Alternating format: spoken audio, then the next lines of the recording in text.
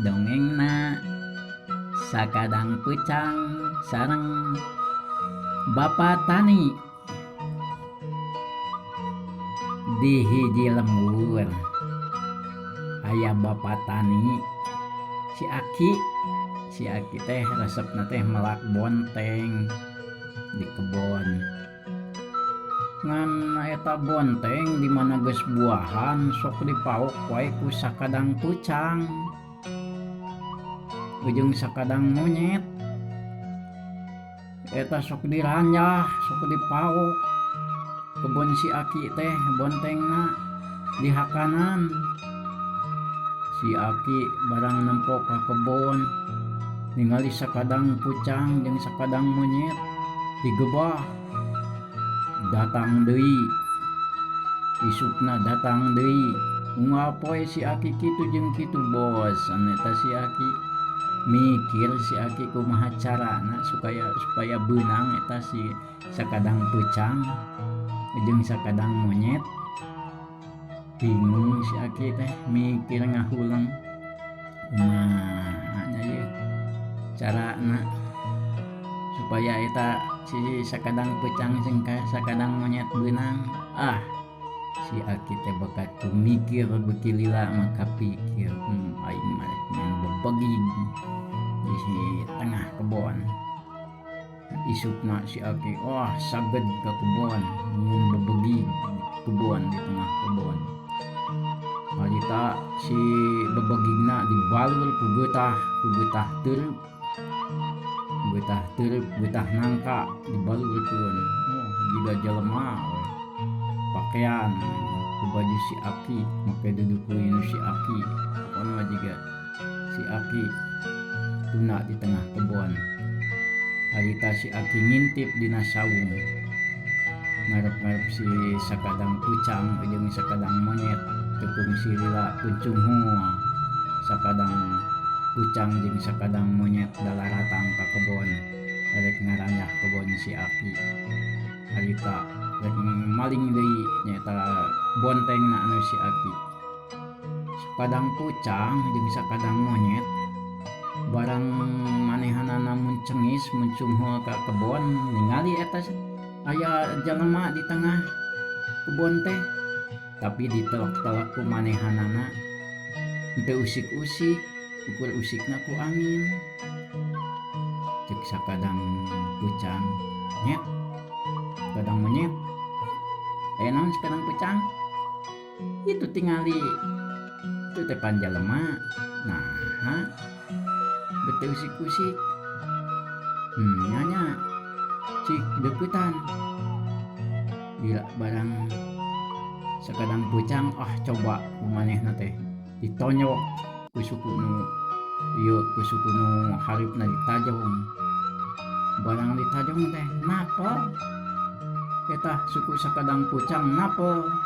anu sabulah deui tajongkeun deui napa deui cilaka ieu da puguh napa da kana geutah meureuna napa. Barang hiji deui di manehna teh nafsu di tajong di kuno suku nu belah katuhuna tukang napa deui nafsu deui sakadang pucang tajong di kuno sabelah kenca. Harita napa duanana amak mah teh seuneuh harita teh ku sirahna napa deui we tungtungna manehna teh napa dina eta bebegig dina geutah. Atuh sakadang monyet harita kabur lumpat si Aki harita atoheun ti buburanyat beunang maneh sakadang pucang. Ayeuna mah geuningan kurang kumaha maneh pinter lumpat ge beunang di akalan mah ku aing. Aduh Aki ampura Ki kuring lepaskeun Ki. Meunang maneh beunang ku aing dipencit dibawa ka imah. Si sakadang monyet barang kitu ningali si Aki sakadang pucang diteok beuretek manehanana lumpat kabur ka leuweung. Ai sakadang pucang harita ku si Aki dipangweuh dibawa ka imah. Bayang datang ka imah manehanana teh di kurungan atau diasupkeun kana jero kurung barang kitu si Aki mah langsung ngasah harita gosok rek mencit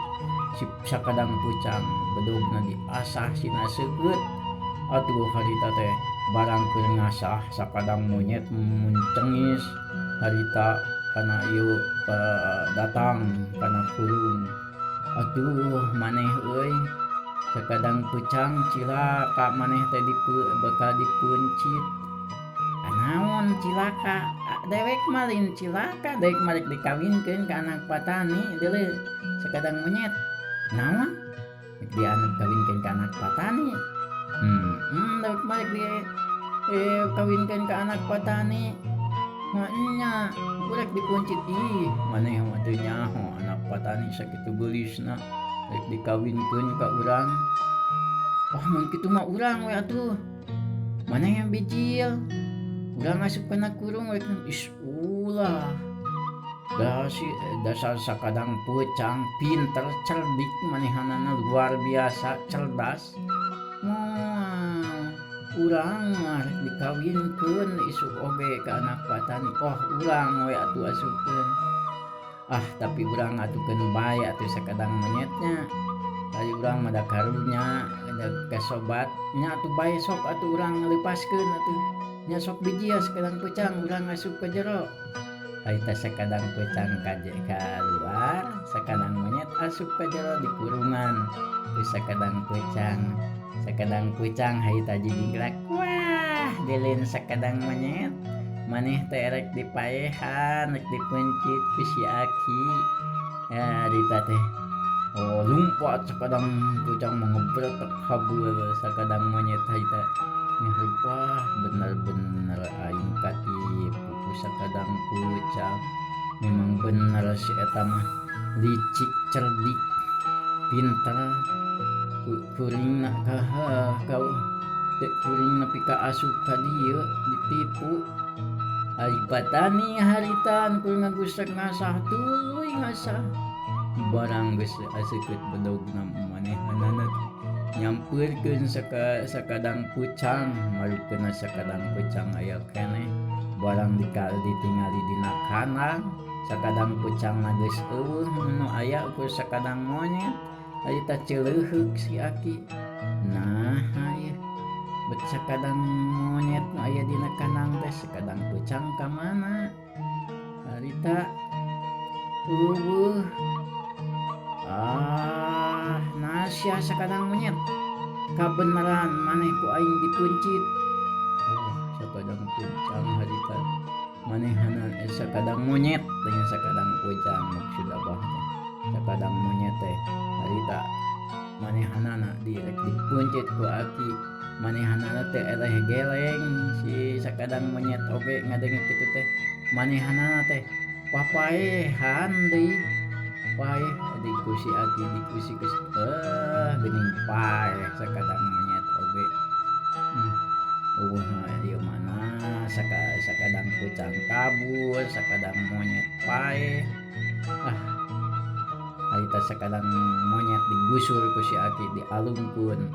barang dialungkeun teh baratak teh da puguh papaehan lumpat monena teh lumpatna teh tuluy teh kana iwah si Aki lumpatna teh ka parana teh totos parantos weh kitu sakitu dongengna si Aki tani jeung sakadang pucang jeung sakadang monyet teh para wargi sadaya para mitra anu di desa anu di kota tah sakitu dongengna nya ulah hilap para wargi para mitra sadaya ulah hilap jempolna angkat kaluhur dipencet eta tah nu beureum subscribe nanya pencet ulah hilap tos sakitu mangga kasadayana wilujeng tepang deing ke dina dongeng anu sanes deui sanes judul patepang di sareng Abah ayeuna ieu mah urang teu dihaneuleum sieum urang teu dihanjuang siang diteuneun pikeun sampeureun dituna pikeun alaeun dal sakitu anu kapihatur hatur nuhun bara bye nang ning nong halo guys.